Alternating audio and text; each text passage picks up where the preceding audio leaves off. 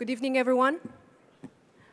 Banyarwanda, n'inshuti zacu, ndagira ngo mbakire muri iki gikorwa cyo kwibuka ku nshuro ya 25 Jenoside yakorewe Abatutsi mu 1994. Bienvenue, chers Rwandais et amis du Rwanda, dans cette 25e commémoration du génocide perpétré contre les Tutsis. We welcome you all to this 25th commemoration of the genocide against the Tutsi. Thank you for choosing to join the people of Rwanda on a day like this. To you, fellow Rwandans, friends of Rwanda, distinguished guests, we say thank you for being here today to partake in Kwibuka 25th and contributing to the healing process of the Rwandan people 25 years later. My name is Clémence, and I'll be your host today. I'll be talking in Kinyarwanda, French, and English, and it's my first time hosting such an important event, so bear with me. We are gathered here for Kwibuka for the 25th time, et Kwibuka signifie se remémorer dans la langue Kinyarwanda. It describes the annual commemoration of the 1994 genocide against the Tutsi. This event kicks off a 100 days long official mourning period in Rwanda. Il y a 25 ans, jour pour jour, débutait aujourd'hui un des pires massacres que l'histoire n'ait jamais connu. Le génocide perpétré contre les Tutsis au Rwanda était un génocide de voisinage. C'est un génocide qui a laissé de graves séquelles physiques et émotionnelles, et surtout un grand vide pour les survivants qui ont dû vivre sans leurs proches.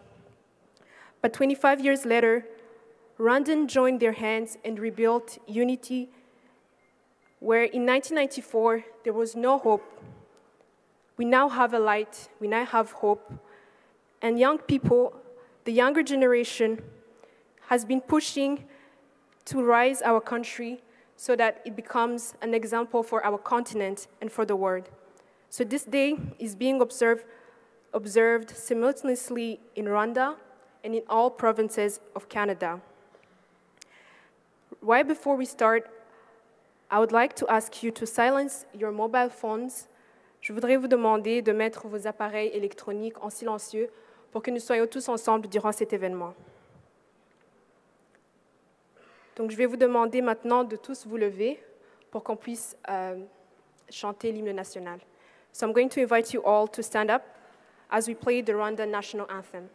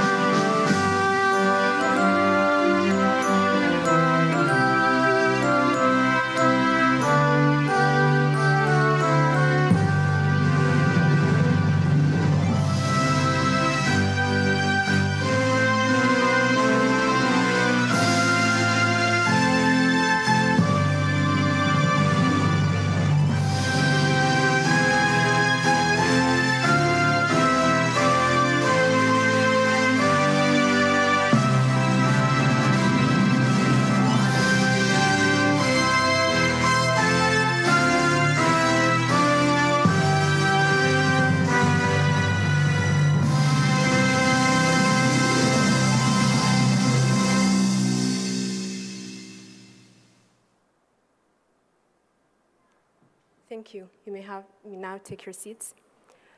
Nous allons débuter cette cérémonie en accueillant sur scène Mark O'Neill, président et CEO du Musée canadien de la guerre. Help me welcome to stage Mark O'Neill, who have distinctively, I'll do it, graciously to host us in this hall that transcends history for our people to be able to tell their story. Mr. O'Neill, the floor is yours.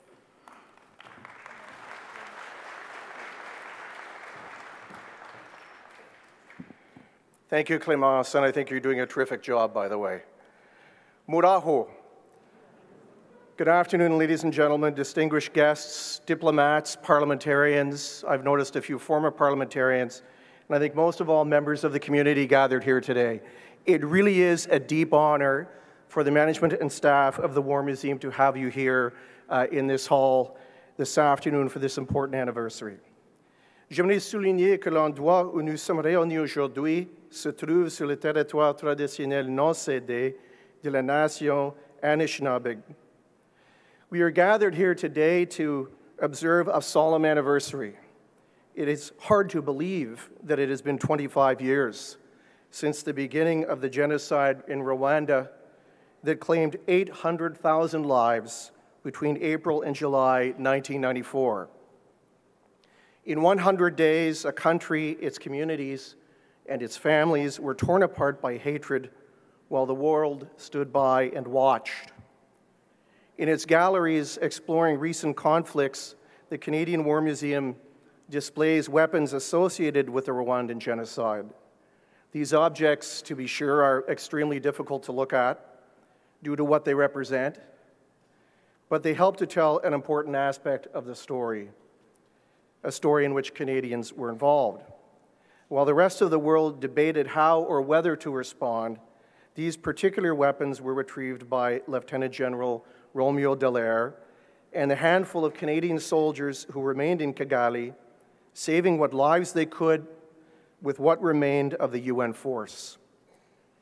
They and the survivors of the genocide, although powerless to stop it, bore witness to its full horrors and produced a powerful testimony that would not allow the world to forget or ignore what has transpired. Les liens qui unissent le Canada et le Rwanda sont forts, de même que l'engagement continu de nos pays à empêcher que de telles atrocités ne se reproduisent. En témoigne la présence au Rwanda ces jours-ci de le très honorable Julie Payette, gouverneur général du Canada, à l'occasion de la cérémonie du dépôt de la couronne pour souligner cet anniversaire. La voie de la réconciliation qu'a empruntée le Rwanda était semée d'embûches et le processus suivi pour prendre justice s'est avéré imparfait. Il reste que les progrès réalisés pour instaurer la paix au Rwanda sont remarquables. Il symbolise votre résilience et votre résolution à faire en sorte que le passé ne se répète pas et que le souvenir de ceux et celles qui ont péri ne se fasse jamais. My thanks to the High Commission of the Republic of Rwanda for choosing to hold this important event here at the Canadian War Museum. I know I speak on behalf of all Canadians when I thank you for allowing us to host you here for this important anniversary, and it is an honor to be able to speak in front of you today. Thank you. Merci. Murakoze.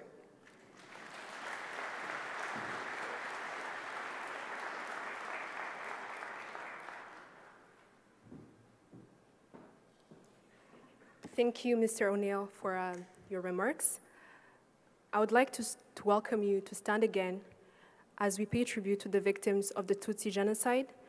We're going to observe a minute of silence in their honor.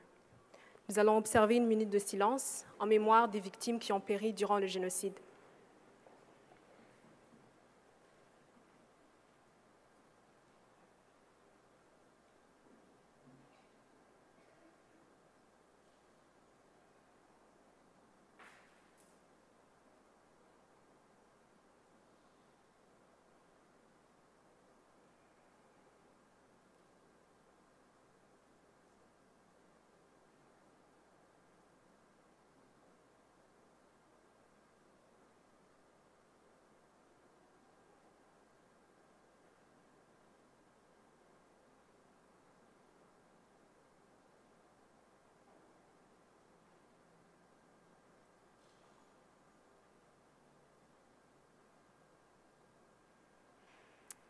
Thank you.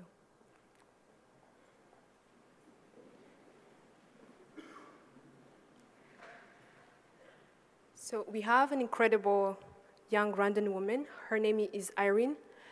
She has a powerful testimony for us. Elle est en route, elle va nous rejoindre sous peu. Donc on va lui donner quelques instants, le temps qu'elle arrive. Et en attendant, on va procéder avec l'agenda du jour. Je vais maintenant inviter le président de l'association Humura, a survivor advocacy group based here in Ottawa. So I'd like to welcome on stage Ghislain Chema. Please welcome Ghislain Chema. A small remark, in our Rwandan culture, applauding is a sign of celebration. It's a sign of appreciation. And we are here to mourn and to remember the victims. So I'm going to ask you to not applaud during the ceremony. Thank you.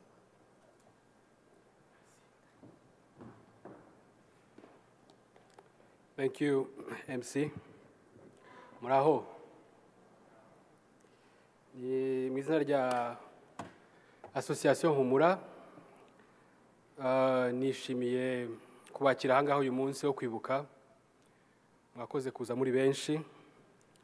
Uyu munsi twibuka ku nshuro ya 25 abavandimwe bacu, ababyeyi bacu, inshuti twabuze muri jenoside yakorewe Abatutsi. Au nom de l'association Humura, qui représente les rescapés du génocide des Tutsis ici dans la région de la capitale nationale, je voudrais vous dire merci. Merci d'être avec nous ce 7 avril, non seulement pour les rescapés que nous sommes, mais aussi pour l'humanité tout entière. Merci d'avoir tenu à respecter ce rendez-vous depuis 25 ans. So it took roughly 100 days to slaughter more than 1 million people, our families, our friends. It started in the capital city, Kigali, and it spread throughout the country with shocking speed and brutality as ordinary citizens were incited by local officials and the Hutu government to take up arms against the Tutsi. Mais toutefois, mesdames et messieurs, ce génocide du XXe siècle n'aurait pas eu lieu, n'eût été l'indifférence de la communauté internationale. Malgré la présence des Nations Unies au Rwanda, malgré les rapports des différentes commissions des organisations des droits de l'homme et malgré les cris des victimes, un génocide a été préparé, des milices ont été entraînées, des armes ont été livrées, des appels au génocide ont été lancés. Eh bien, les télévisions de ce monde l'ont montré. Néanmoins, la communauté internationale a fermé ses yeux et pourtant, on avait dit haut et fort, plus jamais ça. Ladies and gentlemen, as survivors and as Rwandan Canadians, we have the responsibility to heed the lessons from this past tragedy. We hold a testimony that can serve our Canadian society and the world today. We saw what preceded the violence, the orchestrated dehumanization and demonization of the Tutsi. Being called names such as cockroaches, snakes, and enemies of the nation was the norm. Today, we are seeing the rising of a wave of online hate, fueled and exploited by politicians through disturbing speeches. The massacre at the Jewish synagogue in Pittsburgh, in the US, and the Christchurch massacre of the mosque in New Zealand have demonstrated that online hate can quickly turn into real-world violence and terrorism. Canada is not immune to these issues. A quick glance at content of some internet chat rooms and reports on hate crime in Canada, this shows that we need to remain vigilant. Mesdames et messieurs, à l'occasion de cet important anniversaire, nous tenons à remercier le Parlement du Canada qui, en 2015, a adopté la motion M587 proposée par l'ex-député conservateur Brad Batt. Cette motion réaffirme l'appui de la Chambre des communes à l'égard des lois et des résolutions à l'égard des dates de commémoration concernant l'Holocauste, le génocide arménien, le Holodomor ukrainien, les massacres de Srebrenica et le génocide contre les Tutsis du Rwanda. Nous saluons cette motion qui fait appel à tous les gouvernements actuels et futurs d'honorer les victimes du génocide en reconnaissant le mois d'avril comme mois de commémoration, de condamnation et de prévention du génocide. We also salute the courage and the kindness of all those who have helped Humura to keep alive the memory of the Tutsi in the past years. Our thanks go in particular to General Romeo Dallaire and former Attorney General of Canada, Erin Cotler. And many thanks to Liberal MP Greg Fergus, fellow Humura member, who finds time for us, rain or shine. We cannot forget Ontario MPP Nathalie Desrosiers, who has shown us a lot of support. And many thanks to Senator Mobina Jeffer, Jerry Kaplan, Zev Kalin, Catalina Sagara for their great support.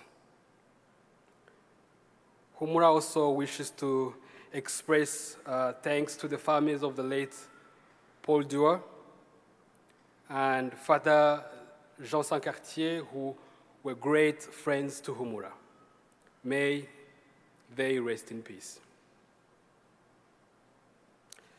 Our thanks to the City of Ottawa and La Ville de Gatineau for their support. We thank founding members of Humura Association and successive executive committees in the last 18 years, as well as our members who work tirelessly to keep the lessons of the genocide alive. Merci. Merci beaucoup de maintenir allumé le flambeau de la mémoire et de l'espoir. Last but not least, we thank Canadians and our home Canada who have received us, embraced us as well. They received us, they embraced us when we were wounded, hurt, stateless, and scared. Thank you, Canada. Thank you, Canadians. Thank you for the rule of law, values of democracy, diversity, and fairness. Cela fait 25 ans que nous commémorons le génocide des Tutsis ici dans la région de la capitale nationale. Nous nous souvenons des nôtres. Mais malheureusement, il nous manque encore un lieu de mémoire, un lieu de recueillement. Il nous manque un lieu où nous pouvons déposer une fleur parce que cela fait aussi partie de notre guérison. Donc à l'occasion du 25e anniversaire, nous exprimons encore ce besoin, cette nécessité d'avoir un lieu de mémoire pour nous souvenir des victimes du génocide des Tutsis ici dans la région de la capitale nationale. Mesdames et messieurs, les activités de la 25e commémoration du génocide des Tutsis du Rwanda sont prévues du 7 avril au 19 mai 2019. 2 conférences sont prévues. Demain, de 16h à 20h, au Sénat du Canada, Et puis, en date du 13 avril, de 9 h à 13 h, nous aurons une conférence à l'Université Saint-Paul qui portera sur le thème « Repenser l'énigmatique, plus jamais ça ». Une messe solennelle sera aussi organisée en date du 28 avril à la paroisse Louis-Marie de Montfort. Et pour clôturer, nous aurons un tournoi international de basketball. Nous vous invitons à rester des nôtres durant cette période commémorative. Umuhanzi w'umusizi Rugamba Sipiriyani yaragize ati: murumve twana twanjye nabaraza urukundo,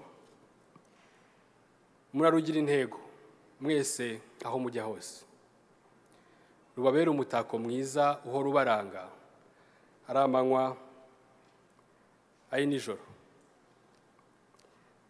Mesdames et messieurs, en ce jour où nous commémorons les nôtres pour la 25e fois, la voix du poète et chanteur Rugamba Sipiriyani nous dit: écoutez, écoutez mes chers enfants, je vous laisse l'amour en héritage, soyez sans crainte. Pour terminer, j'aimerais citer une petite partie du poème de Philibert Muzima quand il dit: Résilience est made in Rwanda. Du jour où Gihanga le fonda, d'un ressort pour rebondir, il le dota. Tel un chat retombe sur ses pattes, tel un phénix renaît de ses cendres. Mukomere cyane, murakoze.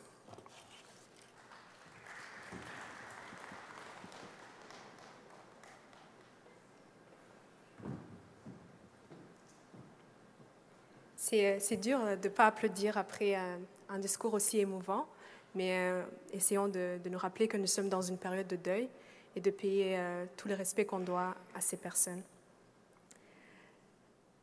Kwibuka is a period of deep mourning for survivors and their families. We have with us today friends of the Rwandan people. They have expressed the wish to share a few words of support with us. It is now my pleasure to welcome Greg Fergus, Liberal MP representing the riding of Earl and Aylmer in the House of Commons of Canada. He's a longtime friend of the Rwandan community in his constituency. Il vient de retourner d'un voyage d'affaires à Kigali au Rwanda. Monsieur Greg Fergus.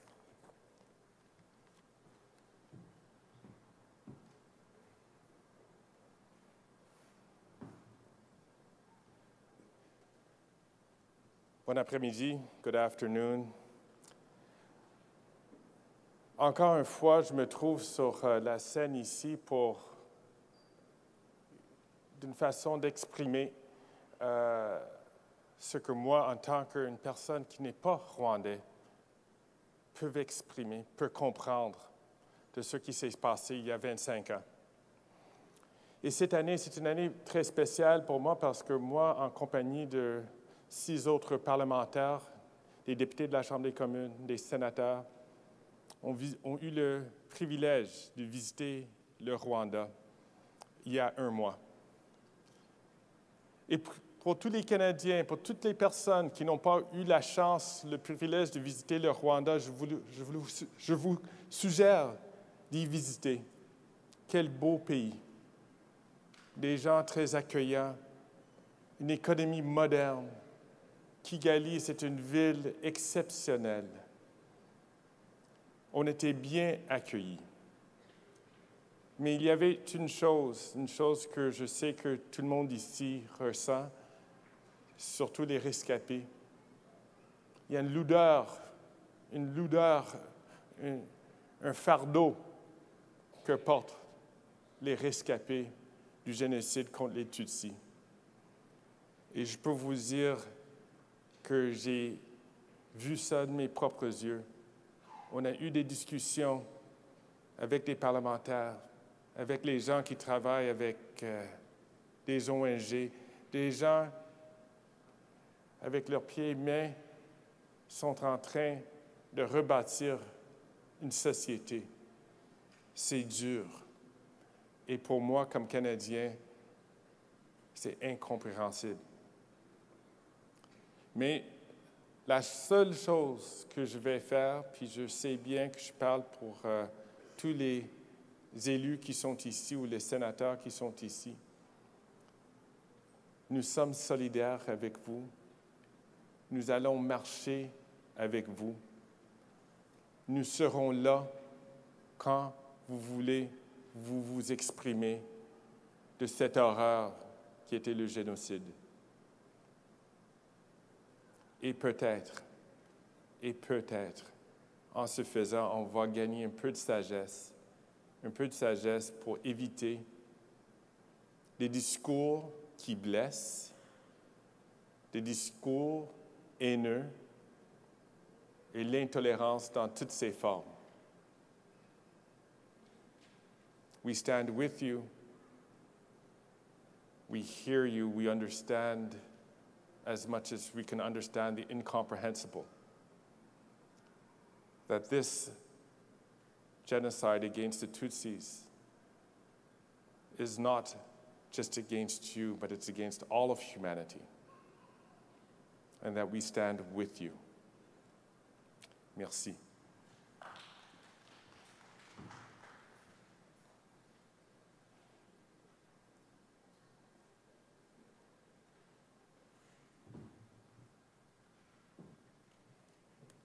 Merci pour ce message de solidarité avec le peuple rwandais. Je vais maintenant inviter sur scène Michael Barrett. He's a member of parliament for the riding of Leeds, Grenville, Thousand Islands, and Rideau Lakes. Mr. Michael Barrett.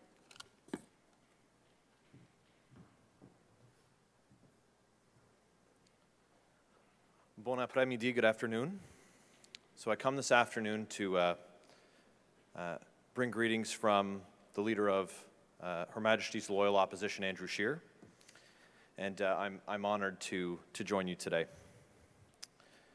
And it is an honor to welcome all attending today's 25th commemoration of the genocide against the Tutsi, hosted by the High Commission of the Republic of Rwanda. Today we remember the horrible atrocities that took the lives of more than 800,000 victims. It included Tutsis, moderate Hutu, and many more. May we join together as a nation to remember them and vow to prevent similar tragedies in the future. Canada's Conservatives have and will always stand against extreme violence, recognizing the ISIS genocide against Yazidis and others, and Myanmar's genocide against Rohingya Muslims. It was under the leadership of Canadian Romeo Dallaire, the Lieutenant General commanding a United Nations observer force and peacekeeping mission, that attempted to stop the genocide. 600 Canadians served in Rwanda, selflessly risking their lives to save others and to protect those who sought refuge. I encourage all Canadians to learn about Rwanda, which has shown a legacy of strength, resilience, and unity that has allowed for its people to strive forward. Canada will continue to be in support of our furthering our shared democratic values. On behalf of Canada's Conservatives and our leader, Andrew Scheer, thank you for the opportunity to join you in this solemn observation today.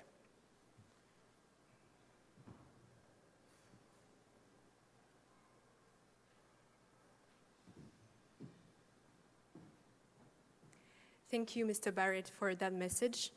Yes, we should encourage all Canadians to learn about the Rwandan history, because the Rwandan history is part of the history of all human beings, and everyone should learn about it. Je vais maintenant inviter Gord Jones, NDP member of Parliament for the federal electoral riding of Courtenay Alberni in the House of Commons of Canada. Mr. Gord Jones.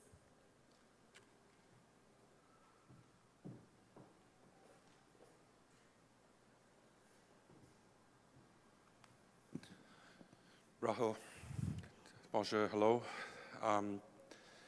It's an honor to be here to stand in solidarity with my good friends from the Liberal Party, Conservative Party, to bring a message from the NDP, from our leader Jagmeet Singh, as we stand in solidarity today with Canadians from coast to coast to coast and people from around the world, as we pass on our condolences, our love to Rwandans around the world as you go through the difficult beginning of the next 100 days, as you reflect back on the most horrible genocide in the world that has happened in the last 25 years, to be able to move forward and to see so many of you here. We send you our love and courage. We know that the next 100 days will be difficult, and we will be there in solidarity as we wrap our love and our compassion around you, and we pass our condolences to all of you. Thank you. Merci.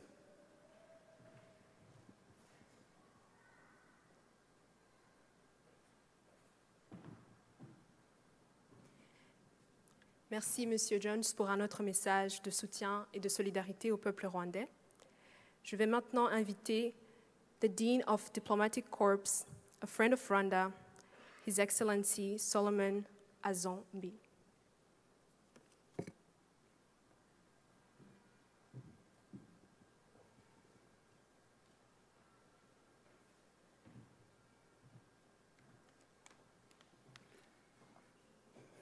Bon après-midi, honorables députés canadiens et rwandais, parce qu'il y en a dans la salle, Excellences, Mesdames et Messieurs les membres du corps diplomatique, distingués invités, chers Rwandais et Rwandaises, c'est un honneur pour moi d'être ici pour commémorer avec vous cet événement douloureux de la nation, dans la vie de la nation rwandaise. Il est souvent dit que ceux qui ignorent les leçons de l'histoire sont souvent amenés à répéter les erreurs de l'histoire. Donc il est important que de temps en temps on marque un petit moment pour regarder derrière, pour tirer les leçons pour pouvoir avancer de manière plus décisive. Today, the world joins Rwanda in commemorating the 25th anniversary of the 1994 genocide that claimed the lives of almost 1 million people. This yearly event provides an occasion to honor the memory of those who perished in this national tragedy, to comfort those who survived it, but are burdened by the trauma and scars of the genocide, to educate future generations of Rwandans who were not there at the time of the genocide, so they can avoid the errors of the past. Also, to awaken the collective consciousness of mankind at the global level to the dangers of policies and practices that foster division, disunity, and disregard for the dignity of the human person. Even as we do so, some may argue. I took the pleasure to look at the newspapers, even in Rwanda. Some may argue what good there is in looking backward and revisiting the pain of the past. attacked for publishing a book on the Nigerian Civil War almost 25 years after it happened. The celebrated Nigerian novelist Chinua Achebe had this to say: "The danger for Nigeria is not in remembering that there was a civil war in Nigeria.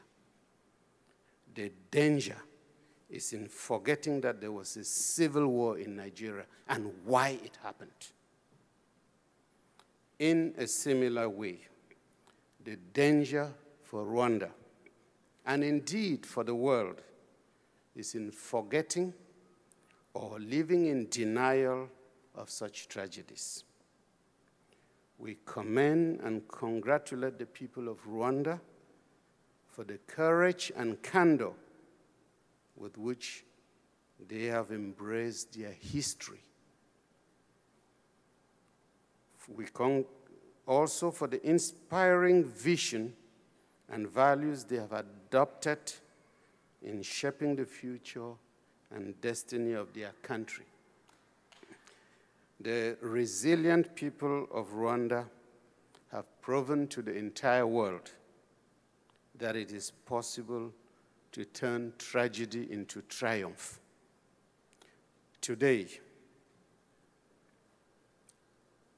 there is a sparkling new Rwanda emerging, a peaceful and prosperous new nation arising from the ashes and nourished by the streams of the blood that once flowed through the land. There is no better way to honor the memory and sacrifice of the victims of the Rwandan genocide. Thank you.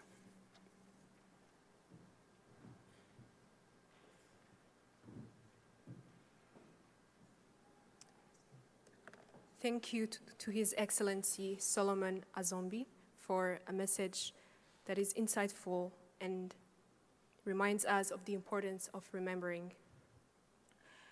Mu kinyabupfura kituranga nasabaga abana bato ko bahagurukira abakuze ku buryo babasha kwicara. So now we're going to proceed to an important section of this afternoon's program. Tout au long de l'événement, nous avons essayé de marquer l'importance de la jeunesse pour continuer le travail de mémoire. As His Excellency Solomon Azombi just mentioned, the danger for Rwanda, Nigeria, and the world is to forget. And we believe that the younger generation is the guardian of that memory. The ceremony that follows draws our attention to the role of the younger generation in preserving the memory of the genocide against the Tutsi. So we're going to light an eternal flame, and this exercise will be carried out 25 times in representation of the duty to transmit the memory of the genocide from a generation of elders to the younger one. Here, the youth is invited to carry the responsibility of honoring the memory of the victims. They are also called to sustain the reflection on this part of Rwanda's history and to understand the lasting imprint it has left on our society. We hope that they will thus be best equipped to not fall prey to those who constantly strive to manipulate historical facts for vicious political or economic motives. The procession will be accompanied by the powerful words of Jean-Marie Vianney Rurangwa from his poem, La fin de la fête, read by Maya. So I'm going to call Ghislain Chema, the president of Humura, to start the ceremony of lighting the lights. I'm going to invite you on stage. Yeah?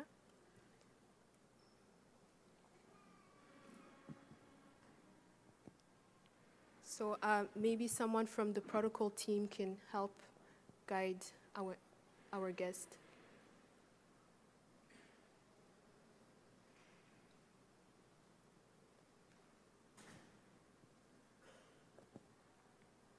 So we're going to proceed in the following order. So I've already called Monsieur Ghislain Chema. I would like to call Mrs. Shakira Umutoni, chargée d'affaires. After. Yes, yeah. So I would like to invite you to light the first light. Okay.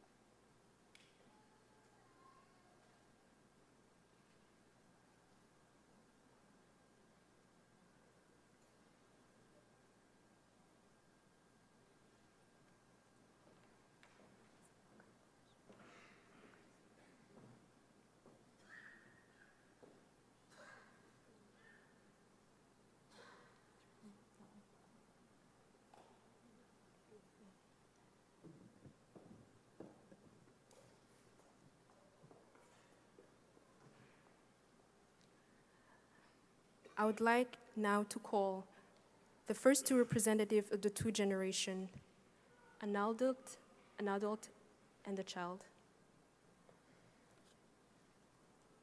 Je voudrais maintenant inviter un adulte et un enfant pour monter sur le podium.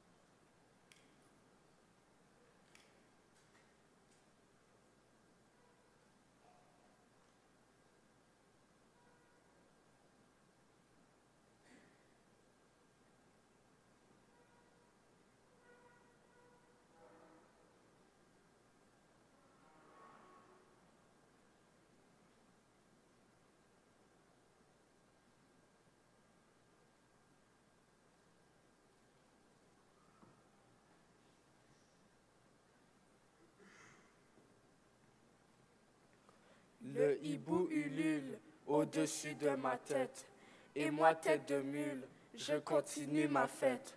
Mais quand le volcan s'éveille au coucher du soleil, et que son feu vermeil rougit le ciel qui tombe sur la terre de mes pères, signal de la tempête, tempête de l'hécatombe, qui illico se déchaîne par les monts et par les plaines.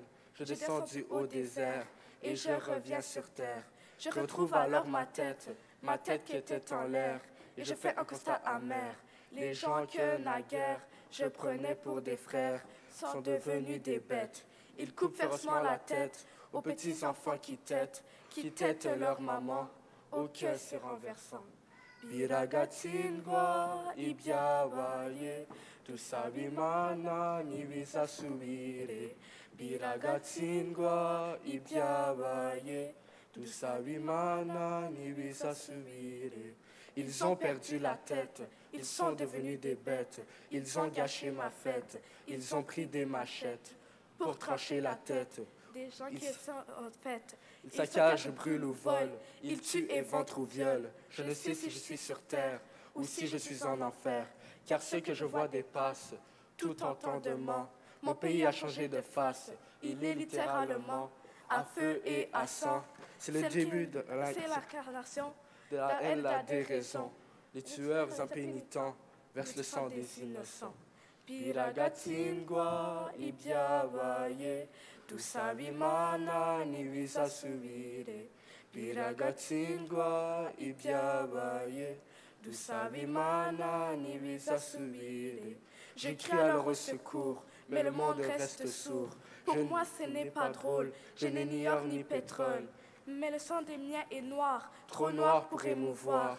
Je quitte les larmes aux yeux, la terre de mes aïeux, mais dans l'espoir que sous d'autres cieux, je pourrais vivre mieux. Loin des théâtres des horreurs qui ont meurtri mon cœur. Mais le destin se rit de moi, car toujours je revois le passé noir de mon pays, Passé qui me poursuit partout où je suis. Biragatsindwa ibyabaye, dusabimana ntibizasubire. Biragatsindwa ibyabaye, dusabimana ntibizasubire. Attends, reste.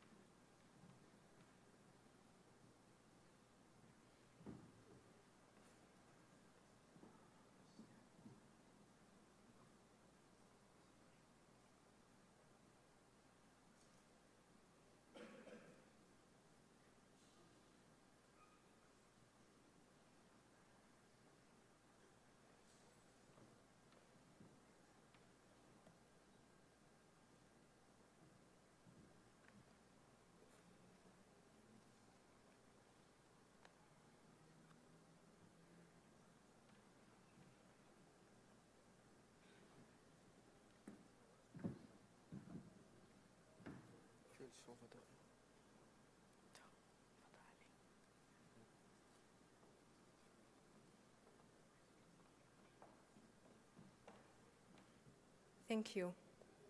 So the ceremony that you've just witnessed is a visual representation of the duty to transmit the memory of the genocide from a generation of elders to the younger ones. I would like now to invite on stage Honorable Andrew Leslie to first light a candle on the stage. Honorable Andrew Leslie.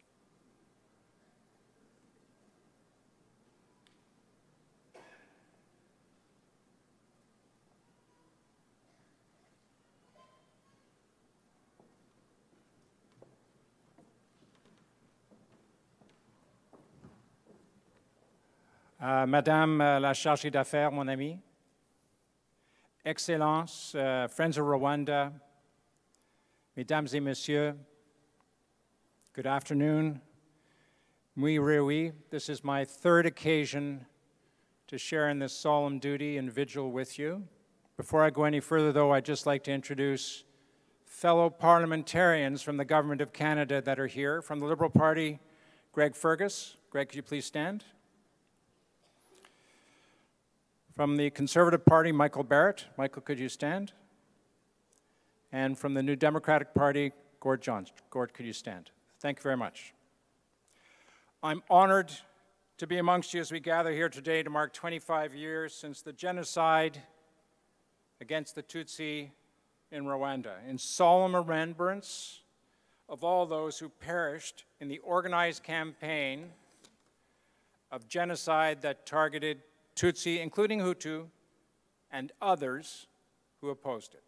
As I speak, Her Excellency, the Right Honorable Julie Payette, the Governor-General of Canada, is in Kigali today to join President Kagame to commemorate this important milestone in Rwanda's journey of transformation and reconciliation. Au nom du gouvernement du Canada, je remercie le Haut Commissariat de la République de Rwanda d'avoir organisé cet événement. Aujourd'hui, nous pouvons ensemble joindre notre voix à celle des Rwandaises et des Rwandais qui, partout dans le monde, honorent la mémoire des victimes de cette affreuse tragédie.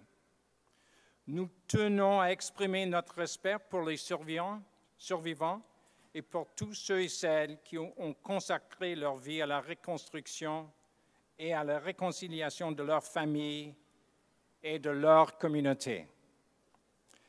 The 1994 genocide forces all of us to renew commitments and vows to prevent this most serious and heinous of crimes of happening as outlined under international law. This includes, of course, genocide, war crimes, and crimes against humanity. This cornerstone of the United Nations commitment to international peace, security, and stability has been outlined by the United Nations and ascribed to by participating nations. And Canada welcomes the remarkable work of the UN Special Advisor on the Prevention of Genocide, Adama Dieng, for his commitment to advocate and ensure, working with member nations, that this never happens again. However, it's with much regret and sorrow that, as we know full well, genocides are still happening around the world. And we all have to do more to stop them. As a former soldier who's been deployed in wars, let us never see this type of act again. In the words of our Minister of Foreign Affairs, the Honorable Chrystia Freeland, genocide has no place in the world. No one should fear discrimination, persecution, or violence because of who they are. And Canada will always continue to strive for and champion human beings as being equal in dignity and rights.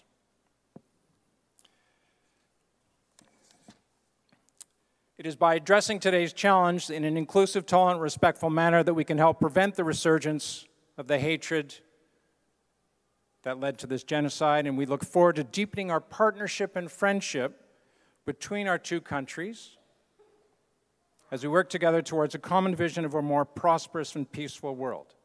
In particular, Canada and Rwanda have a shared commitment to improving peacekeeping, and a lot of recent work has taken place, notably through our support of the Kigali Principles on the protection of civilians and the Vancouver Principles on the prevention of the recruitment and use of child soldiers in wars.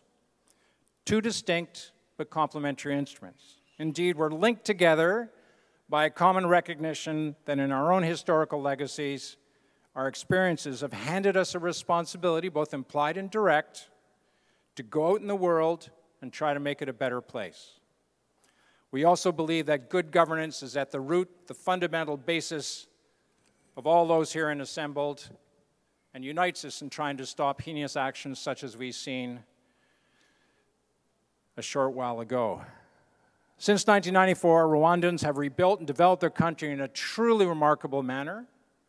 This achievement is highly commendable, even more so knowing that you're resolutely continuing on a path aimed at greater economic prosperity and poverty reduction.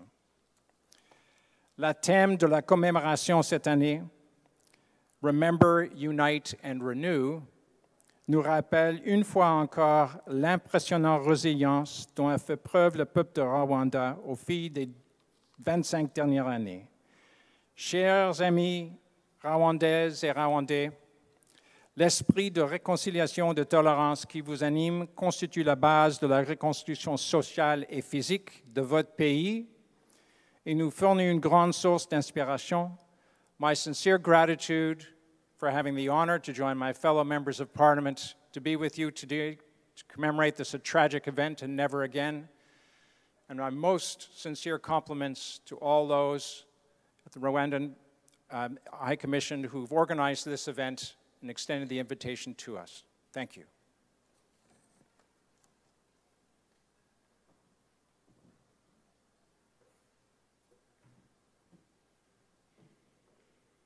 Thank you, Honorable Andrew Leslie.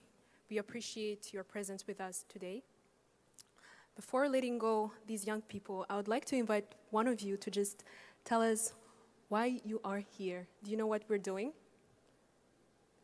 Just one courage person to explain to me. I made eye contact with you, so you come. Yeah. Tu veux parler en français?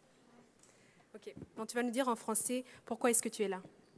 Je suis ici pour me rappeler des gens de ma famille qui sont morts, pour ne pas les oublier et se rappeler d'eux et les rendre hommage. Les rendre hommage. Ouais. C'est important pour toi d'être ici? Ouais, c'est très important. Ok, merci. Est-ce qu'une autre personne veut parler? Non? Ok, ben je vais vous laisser partir. Merci beaucoup.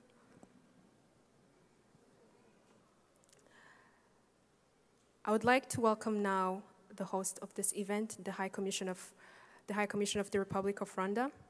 I would like to invite on stage Mrs. Shakira Umutoni, chargée d'affaires du High Commission of the Republic of Rwanda. Mrs. Shakira Umutoni.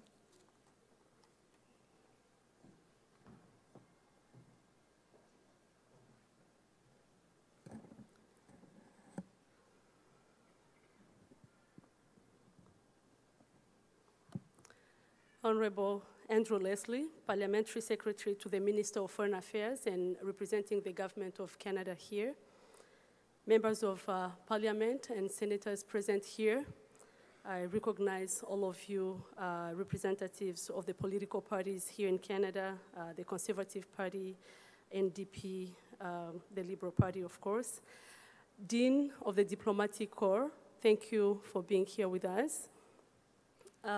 The Honorable John Rukumbura, who is a Member of Parliament from Rwanda, thank you for being with us. Excellencies, ambassadors and high commissioners, members of the Diplomatic Corps, Mr. Mark O'Neill, thank you so much for hosting us today. It really means a lot to us. Monsieur Ghislain Chema, le président de l'Association des rescapés du génocide, ici à Ottawa-Gatineau, merci. Leaders of our communities in Canada, I've seen all of you coming from all over, from Toronto, from Quebec City, from here, Ottawa and Gatineau. Thank you so much for being here on this special day. Our honorary counsel, Bill Deleuze, friends of Rwanda, fellow Rwandans, distinguished guests, mesdames et messieurs. De prime abord, permettez-moi de remercier sincèrement chacun d'entre vous pour votre présence ici, afin de nous soutenir, de soutenir le peuple du Rwanda qui entre pour la 25e fois dans la période commémorative qui va durer 100 jours. Un merci particulier au Canada pour la marque d'attention portée à cet événement.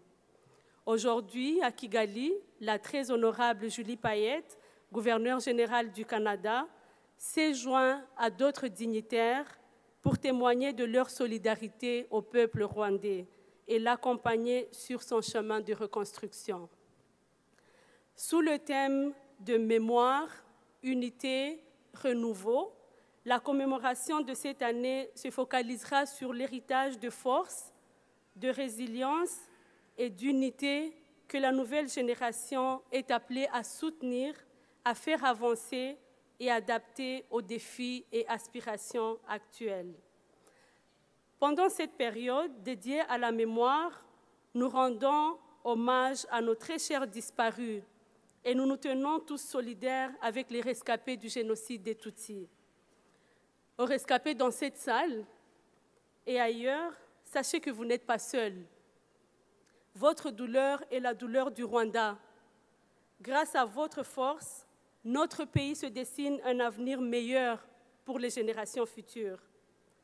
En commémorant, nous nous réjouissons également du parcours effectué pendant les 25 dernières années et les progrès réalisés, entre autres, grâce à la résilience de notre peuple.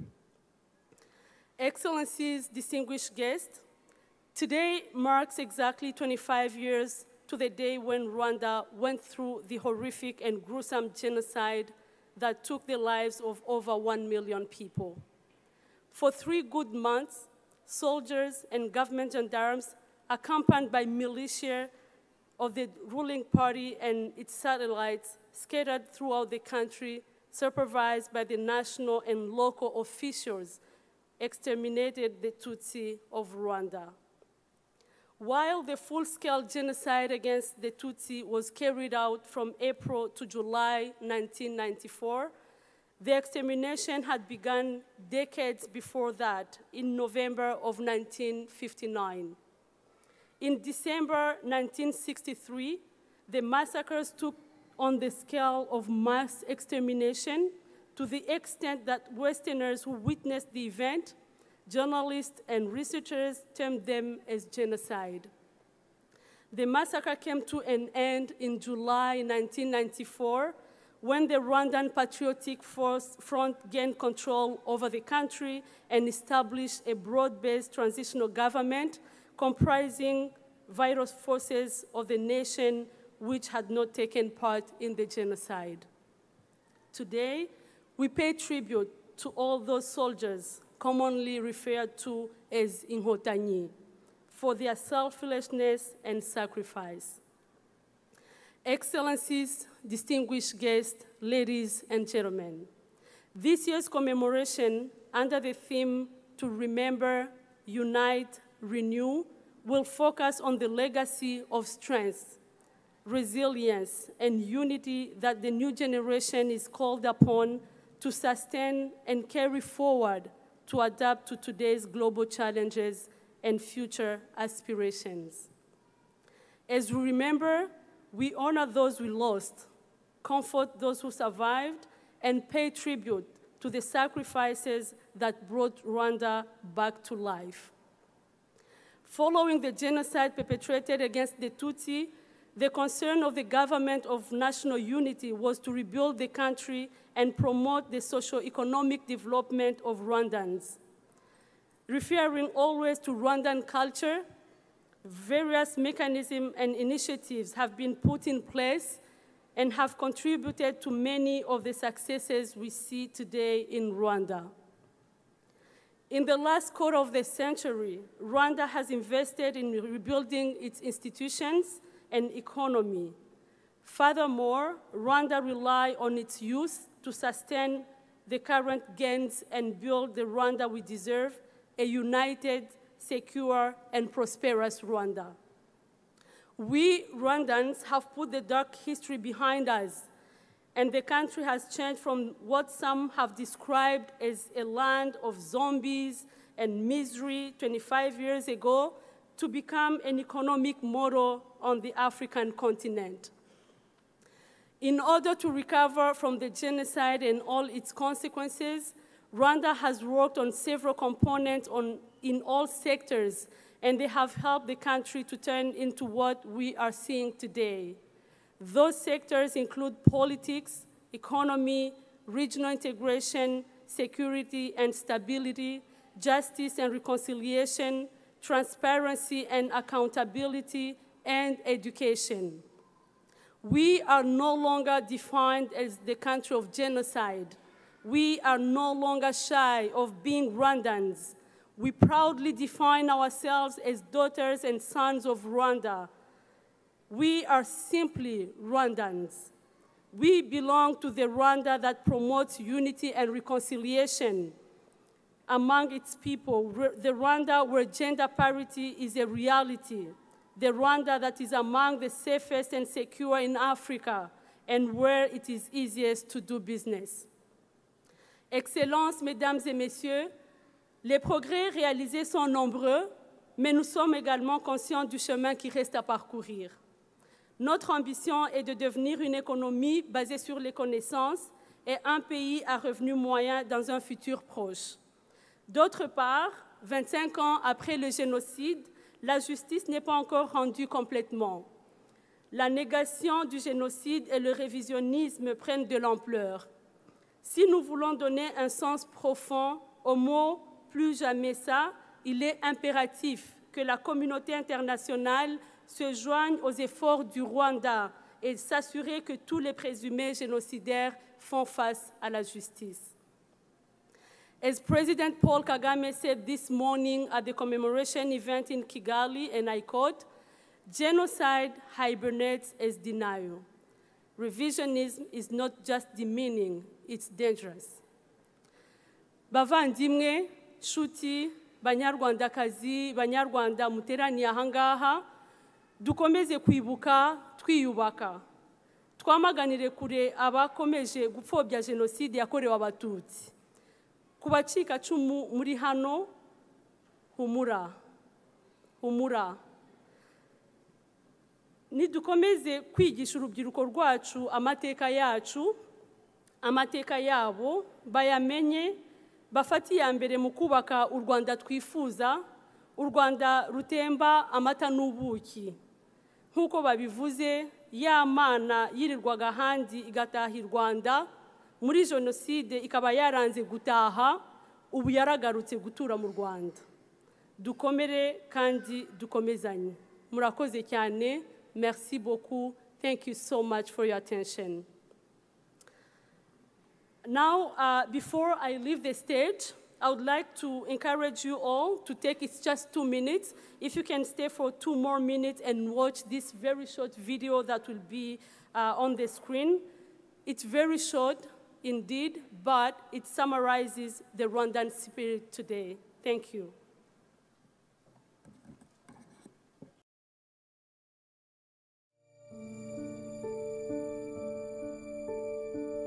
Nari mfite umugabo n'abana 3 ariko bose baragiye sigara ndi njyenyine. After 1994, our people were completely broken.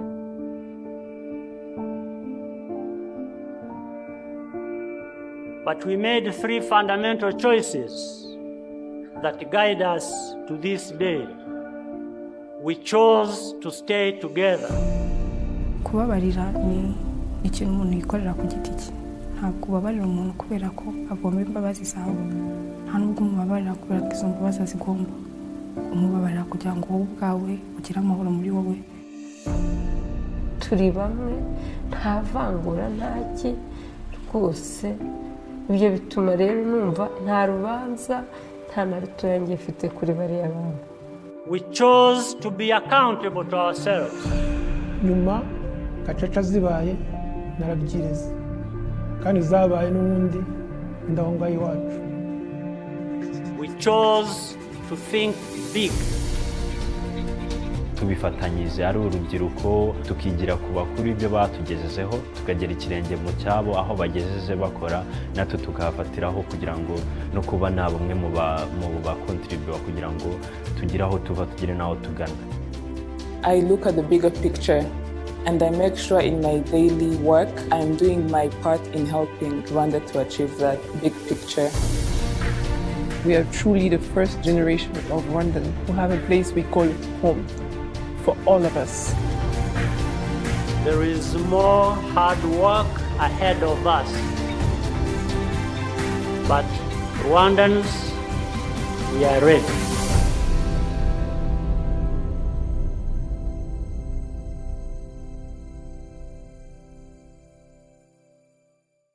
So I hope this documentary was able to enlighten you on some of the events that occurred in 1994.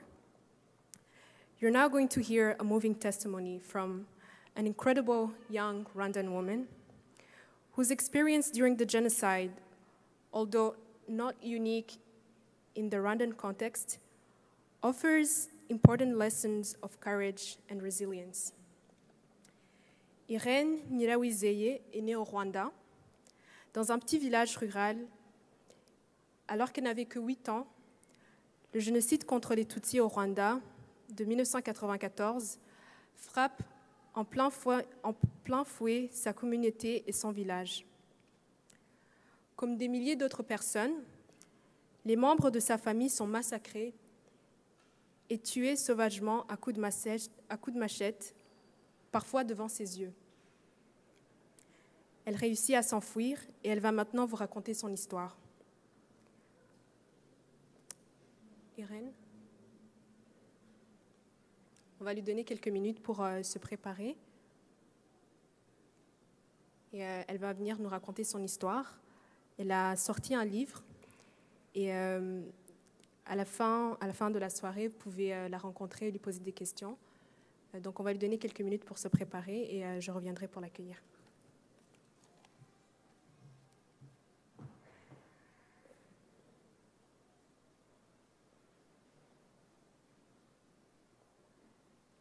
Ok, donc sans plus attendre, je vais inviter Irène à monter sur scène pour vous parler de son témoignage, une histoire personnelle qui est une histoire chargée d'émotions, une histoire de courage et de résilience qui ressemble à tant d'histoires de beaucoup de Rwandais. Merci. Irène?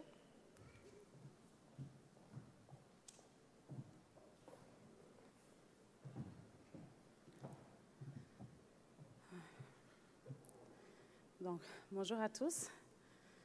Donc, comme ils me l'ont présenté, mon nom c'est Irène Nyirawizeye, de Rwandaise, mais Irène Dallaire maintenant. J'ai changé de nom depuis quelques temps, par une longue histoire d'adoption, mais c'est toute une histoire.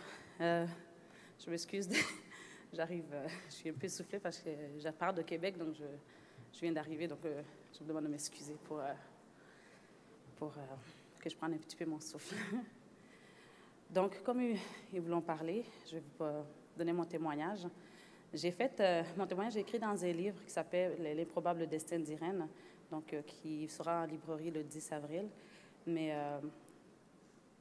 comme on l'a dit souvent, ce n'est pas un témoignage c'est mon témoignage, mais c'est un témoignage parmi des milliers, c'est des témoignages parmi beaucoup, beaucoup de monde. Alors, moi, je viens d'une famille de 4 enfants.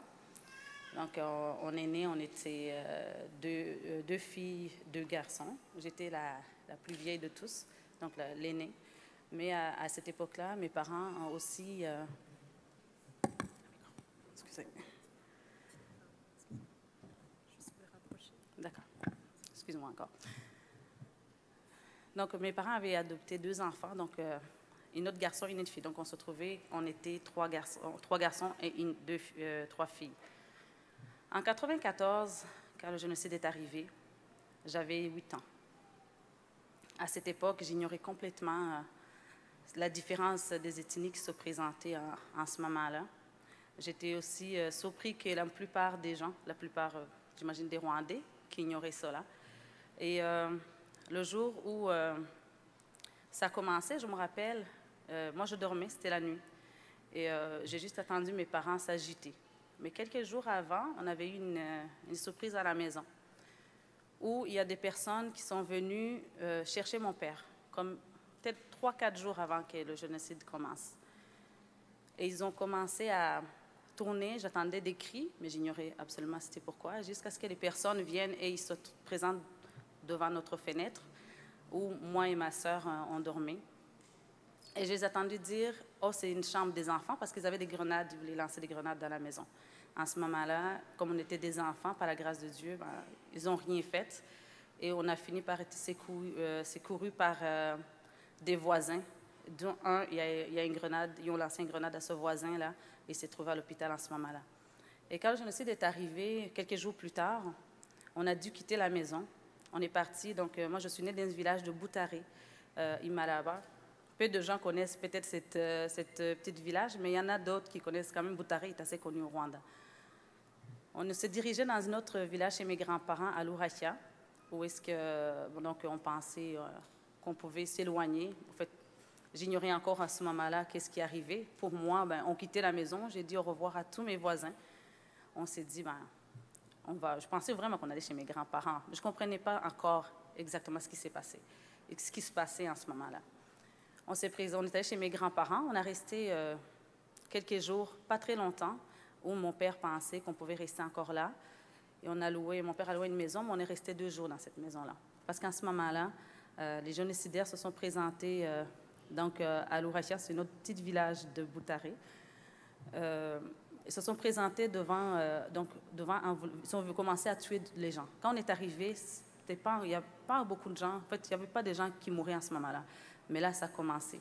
Et mon père, il pensait que, bon, je pense qu'il y a beaucoup de gens qui l'ont fait en ce moment-là, mais de payer des policiers pour nous protéger, de payer des gens de responsables pour nous protéger. Et il a fait cela, qui était une erreur, malheureusement. Alors, on s'est présenté, beaucoup de gens, on était beaucoup de monde à la commune de Lurakia, en passant que les policiers allaient nous protéger. Et en arrivant là, on a passé une nuit aux Belles Étoiles. Et le lendemain, mon père a appris qu'il y avait des gens qui allaient venir tuer les gens dans ce moment-là à cette commune. Et mon père a décidé d'aller nous cacher dans la ville de Lurakia. Alors, il m'a accompagné, moi et ma mère, une femme que je ne connaissais pas, mais qui était une amie de mes parents. On est allé à Lurakia, à la ville, mais quand on est arrivé, toutes les maisons étaient détruites. Il y avait des gens, beaucoup de monde qui étaient morts, qu'ils avaient tués. Et là, on s'est caché dans une maison qui était déjà détruite avec mes parents, avec ma mère. Et mon père est retourné à la commune de Lurakia. Le lendemain, comme on l'attendait, on espérait qu'il arrive. Alors, on a attendu. Il n'est pas arrivé. Alors, on a décidé de refaire la route pour aller voir qu'est-ce qui s'est passé, pourquoi il n'est pas venu. Et c'est là que quand on est arrivé à la commune, écoutez, on a juste vu des cadavres. Il y avait des morts partout, des enfants, des jeunes, des vieux, des grands-pères, tous ceux qu'on avait côtoyés la veille, on voyait les cadavres partout. En ce moment-là, je pense que c'est là que j'ai vraiment pris conscience qu'il y a quelque chose qui ne marchait pas. Ma mère est devenue hystérique, elle a commencé à regarder un corps à la fois en pensant retrouver mon père, mais au final, on a réalisé que mon père n'était pas dedans, et un inconnu que je ne connais pas visait ma mère où est-ce que mon père se cachait. Alors, il y avait une petite maison à la commune que mon père a pu se cacher dedans. Donc, heureusement, il était encore en vie en ce moment-là. Alors, on l'a trouvé là, dans une petite chambre où est-ce qu'il se cachait. Au moment où il a commencé à nous raconter qu'est-ce qui est arrivé, qu'est-ce qui s'est passé, la nuit, ça a pris à peu près 10-15 minutes et on a attendu les personnes venir frapper sur notre porte. Ils ont frappé en appelant le nom de mon père. J'imagine qu'ils avaient su qui était là. Donc, si on l'a su facilement, ça n'a pas été long à eux de retrouver où ils se trouvaient. Ils ont défoncé la porte et en ce moment-là, ma mère m'a donné l'ordre de prendre mon petit frère. Alors, j'ai pris mon petit frère sous le dos Et sans réfléchir, j'ai juste couru à travers les génocidaires. Et je suis arrivée devant la porte d'entrée de la maison.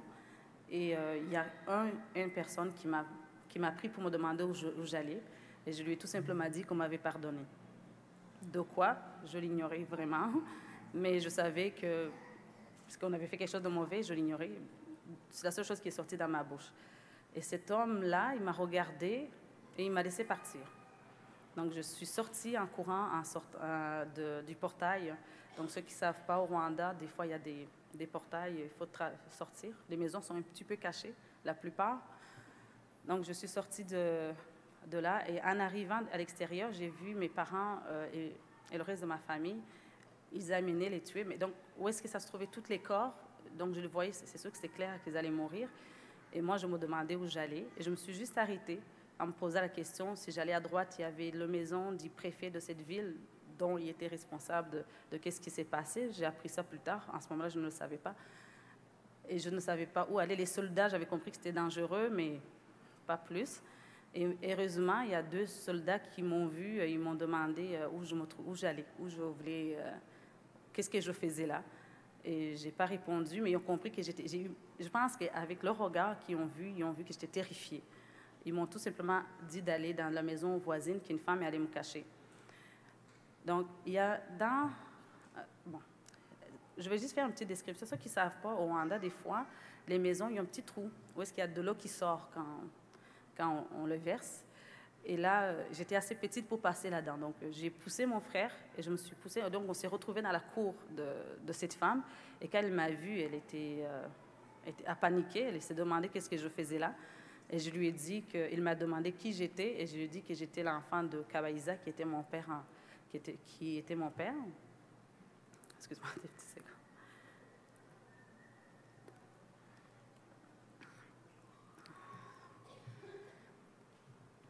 Et après ça, cette femme-là m'a demandé, donc elle a dit, vous ne pouvez pas rester ici parce que si mon mari le sait, elle va vous tuer. Mais comme je ne bougeais pas, elle n'a pas eu le choix de nous cacher, donc elle nous a pris, elle nous a mis dans une petite chambre dans cette maison-là. Elle a fermé les rideaux pour que son mari ne voit pas et nous a demandé de ne pas bouger et on se cachait en dessous du lit et de rester là au cas où quelqu'un pourrait nous apercevoir. On est resté là, terrifiés en dessous du lit sans savoir qu'est-ce qu'on allait faire ou qu'est-ce qui allait nous arriver. Et durant la nuit, ils sont venus me chercher en m'affirmant qu'il y a quelqu'un qui me connaît qui est dehors. Et dans ma tête, je me disais, qui peut me connaître? Parce que je ne connaissais personne. Et j'ai dit non, je ne connais personne. Et là, ils m'ont dit non, elle insiste, elle dit qu'elle te connaît. Et quand je suis sortie dehors, donc c'était ma soeur qui était là. Quelqu'un lui avait dit que je me trouvais là, donc elle s'est présentée à cet endroit. Et elle était blessée. Elle était énormément blessée. Là, elle avait un trou dans la tête. Elle était complètement... Elle était vraiment... Quand je l'ai vue, j'ai paniqué. Premièrement, je ne l'ai pas reconnue. Et après, quand je l'ai regardée, j'ai dit, bon, mais c'est elle. Et là, j'ai dit à cette femme que je connais, donc cette femme, elle paniquait encore en se disant, mon Dieu, mon mari va vous tuer, c'est sûr que je ne veux pas que vous mouriez sur mon toit, mais elle a quand même fait rentrer. Elle a fait quelques pansements. Et c'est là que ma soeur m'a raconté qu'est-ce qui s'est passé, parce que je n'étais pas là. Donc, ma soeur m'a dit que mes parents, quand ils ont amené, mon père c'était un homme qui était très croyant. Et d'ailleurs, quand je n'allais pas à l'église, je me faisais taper un petit peu, je dirais corriger, pas vraiment battre, mais corriger.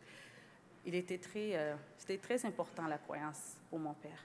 Alors, quand ils l'ont amené, la seule chose qu'il les a dit, c'est d'accord. Donc, ma soeur m'a expliqué qu'il les a dit, si vous voulez nous tuer, d'accord, mais laisse-nous prier. Et il m'a dit qu'ils se sont mis à genoux. Ils ont tous commencé à prier. Et avant de finir, ils ont commencé à découper mon père. Et puis à frapper mon frère dans le dos de ma soeur, ainsi que ma soeur dans le dos de ma mère.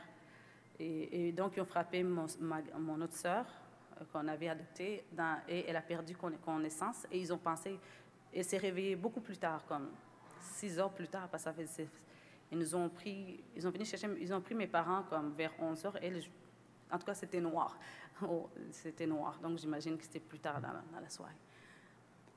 Et elle ne m'a pas raconté plus que ça. Et puis, on est resté là. Mais le lendemain, la femme a dit, écoutez, mon père, mon mari sait que vous êtes ici et il est allé chercher les gens pour vous tuer. Vous devez absolument partir. Mais vous revenez demain, peut-être que là, je vais vous cacher. » Alors, on est sorti de chez lui, de chez elle. On est parti frapper sous les portes qui se trouvaient aux alentours. Et les gens, ils ne voulaient pas nous cacher. Ils ne voulaient pas, donc ils ne nous cachaient pas. Et ils appelaient les gens pour nous tuer. Donc, ils savaient qu'il y avait des gens qui rôdaient, les enfants qui rôdaient autour. Alors, on est parti se cacher dans les bananiers. Il y avait des bananiers, donc on est allé se cacher là. Mais ma sœur a souffert tellement qu'elle faisait que gémir. Et mon frère avait faim, était fatigué, donc il pleurait. Et plus loin, j'attendais les gens qui nous cherchaient par là. On nous a dit que les enfants sont là. Et là, la seule chose que j'ai faite, c'est prier et dire, Seigneur, fais en sorte qu'ils dorment. Au moins, moi, je vais rester éveillée, mais il faut que ces deux-là dorment parce qu'ils vont nous retrouver. Alors, en fait, finalement, je ne sais pas comment, mais ils se sont endormis, mais moi aussi. Je me suis endormie à mon tour. Et je me suis réveillée le matin et on était encore là. Je ne sais pas ce qui s'est passé par la suite. Je ne sais pas s'ils nous ont trouvés ou pas, mais j'imagine que non, parce qu'on était encore en vie.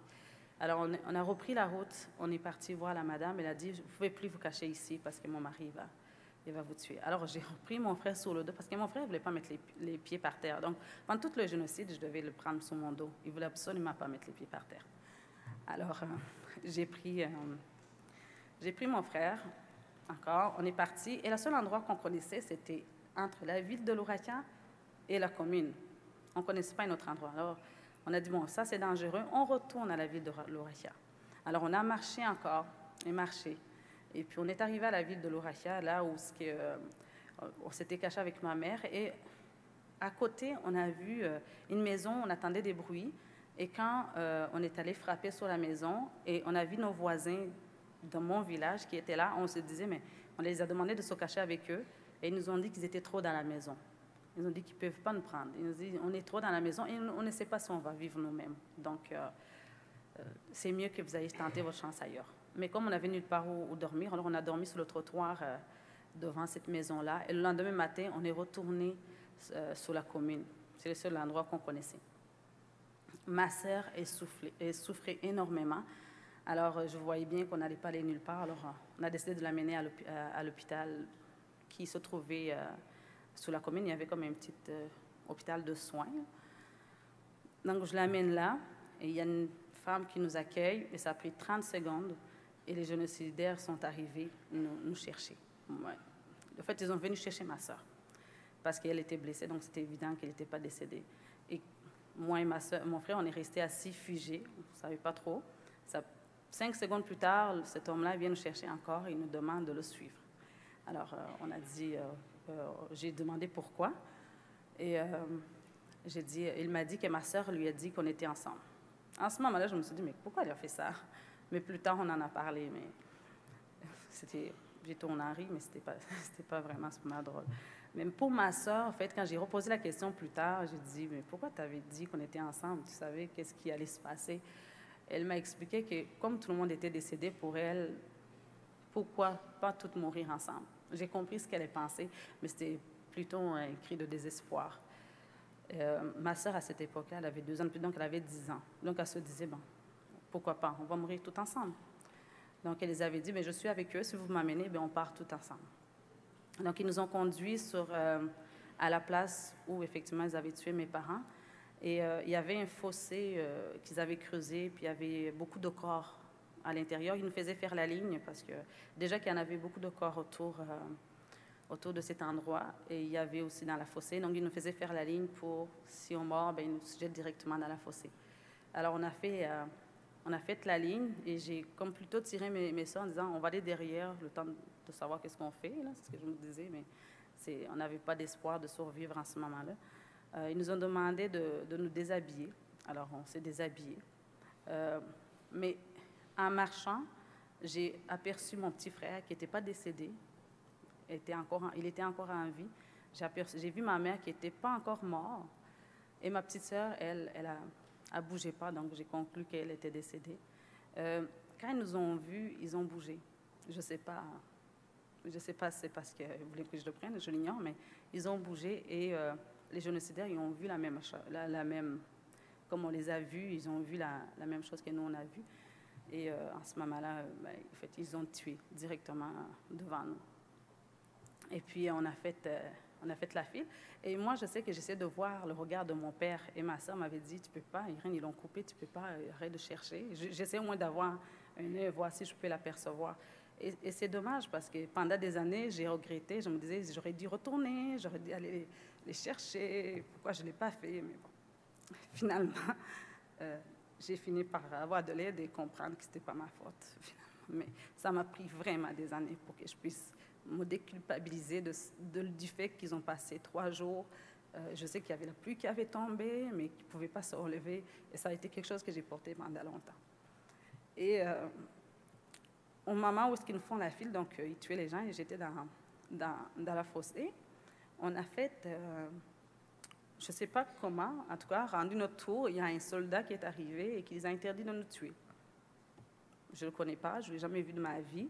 Alors, ils ordonnent de nous retrouver nos vêtements et de nous redonner nos vêtements. Alors, eux, ils sont fâchés, mais ils se disent, de toute façon, comme il y avait des barrières pas loin, ils ne vont pas passer la barrière, ils vont les tuer dans l'autre barrière.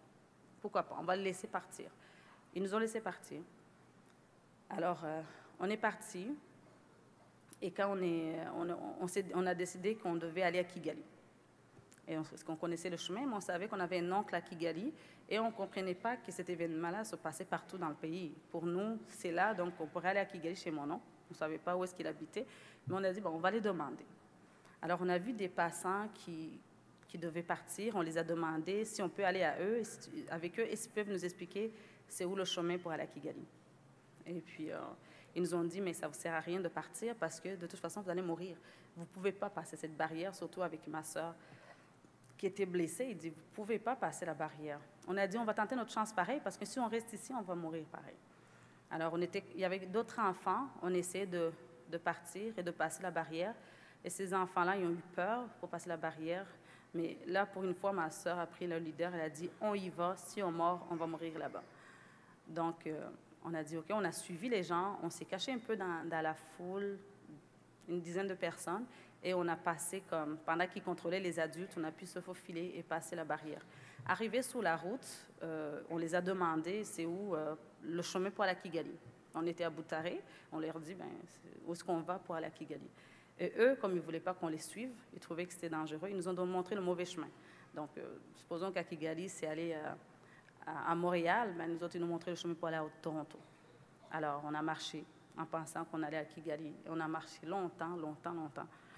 Et finalement, on ne savait pas où aller, on ne savait pas qui demander. Et quand on rencontrait des gens qui nous demandaient où on allait, on avait compris. Mais de rien, on se disait, on ne peut plus dire qu'on est les enfants de mon père parce qu'on va mourir. Donc, on avait pris la décision de ne rien dire. Et on commençait à dire, on ne disait plus notre nom, on ne savait plus quoi faire. Mais donc, on a marché. Et dans le chemin, par la grâce de Dieu, on a rencontré un cousin que je ne l'ai jamais vu de ma vie, je ne le connais pas. Et il dit qu'il me connaît. Qu'il nous connaît, qu'il m'a vu jeune et que son père, c'était l'oncle de mon père. Mais moi, je ne le connaissais pas. Ou bien j'ai déjà vu, je ne m'en rappelais pas tout simplement. Donc, on ne lui dit pas que c'est nous, parce qu'on voulait voir, on était très méfiantes en ce moment-là. Alors, il nous parle d'une tante à nous qu'on connaît qui se trouve avec eux. Et là, comme on connaissait la tante, on a décidé de le suivre. Et effectivement, on est arrivé chez mon oncle de mon père qui avait marié une femme Hutu à cette époque. Et comme ils étaient assez puissants apparemment dans cette région, on n'osait pas toucher cette famille-là. Et arrivé là, on a retrouvé ma tante et on est resté, pendant tout le reste du génocide, on est resté là. Mais la femme de mon oncle voulait nous faire tuer à plusieurs reprises. Alors, ce qu'il faisait, c'est que mon oncle suppliait sa femme, laisse-le vivre aujourd'hui, laisse-le vivre, laisse-le vivre. Et au final, mon oncle a fini par, mon arrière-oncle, l'oncle de mon père a fini par se suicider parce qu'il n'avait plus d'espoir. Il s'est dit, tant qu'à les voir mourir, je préfère mourir avant. Alors il s'est suicidé. Il est décédé donc. Là, on n'avait plus de protection, on n'avait plus rien. Et là, une chance que le FPR avait commencé à prendre le pays. Et en ce moment-là, ça a devenu un petit peu... tout le monde devait fuir quelques jours plus tard. Donc, on a commencé à se cacher dans tout ce qu'on trouvait. La nuit, on se cachait, on évitait On évitait les routes, on passait dans les bois, on passait dans les champs, partout où est-ce qu'on pouvait trouver une moyen, où est-ce qu'on ne croise pas des routes. Et quand le FPR a commencé à prendre le pays, on n'était plus en sécurité. Et là, on a décidé de fuir comme avec tout le monde. Et là aussi, ce n'était pas vraiment sécuritaire. Donc, on a fui avec les gens. Et à chaque jour, on rencontrait... c'était dangereux, on devait se cacher pour ne pas trop approcher les gens. Et on a marché presque jusqu'au Congo. Et là, ma tante a fait, écoutez, si on doit mourir, on va retourner chez nous, on va aller mourir chez nous. Donc, on refait des motos. Et quand on est revenu, ça a pris des jours, parce qu'avec des jours, exactement, des semaines probablement, je ne me rappelle plus très bien, mais au marché, on frappait dans les maisons, on leur demandait à manger, on leur demandait à boire, jusqu'à ce qu'on revienne à la maison. Et quand on était revenu, c'est là, écoutez, on a passé une nuit et mon oncle nous cherchait partout. Il avait fait le tour partout, il avait attendu dire qu'on était peut-être en vie. Il passait chaque jour à chaque endroit où est-ce qu'on passait. Et le lendemain, quand on s'est réveillé, on l'a vu, il était encore là. Il espérait nous revoir. Et en ce moment-là, on l'a rencontré et il nous a ramenés à Kigali avec lui. Ça a été un soulagement, mais en même temps, ça a été notre début de choses, notre début de travail, comme on dit. C'est qu'après le génocide, c'est sûr que ce n'est pas facile. On perd les parents, on perd tout le monde. Et on essaie de survivre, on essaie d'oublier. Dans mon cas, c'est ce que j'ai essayé de faire pendant des années. Et, je vous dirais que le journée où je participe vraiment dans la commémoration, j'ai commencé un peu l'année passée. Avant, je ne voulais pas. Je ne voulais pas participer. Pas parce que ce n'est pas important ou ce n'est pas intéressant, tout simplement parce que pour moi, si je vais là, j'ai essayé une fois et j'ai manqué 3 mois sans aller à l'université. Donc, je me disais, bon, tant qu'à aller à faire, je ne vais pas là parce que si je vais là, je ne pourrai pas fonctionner. Et je voulais fonctionner. Donc, j'évitais de fréquenter ces endroits où est-ce qu'on en parle, où est-ce qu'on veut en parler. J'essaie de faire tout pour ne pas me trouver là parce que je savais que j'allais être pire que j'étais. Et ça fonctionnait un temps, mais pas tout le temps non plus. Donc, j'ai dû reconnaître. En fait, la première chose qui arrive, c'est de reconnaître que j'avais vécu quelque chose d'atroce et de reconnaître que j'avais du travail à faire d'abord. Et c'est là que j'ai commencé à penser, à écrire, à partager mon histoire. Et ce n'était pas un processus très, très difficile. Mais je me disais, si un jour, mes enfants ou quelqu'un me demande qu'est-ce qui s'est passé, là, je pourrais dire, prends le livre, lis-le, tu vas savoir. Ça sera plus facile pour moi que de les répéter. Et c'est la première fois que je fais le témoignage, sincèrement. Ouais. Et la première fois, bien depuis 1994, je vous dirais. C'est quand même quelque chose d'important d'en parler, de témoigner. Et surtout 25 ans plus tard, c'est très, très important. Je pense que c'est le monde, il sait maintenant qu'est-ce qui s'est passé, le monde, mais c'est important de continuer à en parler. Je ne pense pas que je vais remarquer la commémoration à partir de cette année ou de l'année passée. Ça devient autant important pour moi et surtout, ça devient quelque chose que j'ai vu. Maintenant, je pense que j'ai fait assez de travail pour dire que je ne m'enferme pas pendant 3 mois chez moi. Et puis, je pense que je vais juste vous remercier de m'avoir écouté et surtout les responsables de m'avoir invité pour que je puisse avoir l'opportunité de repartager pour la première fois mon témoignage. Merci beaucoup.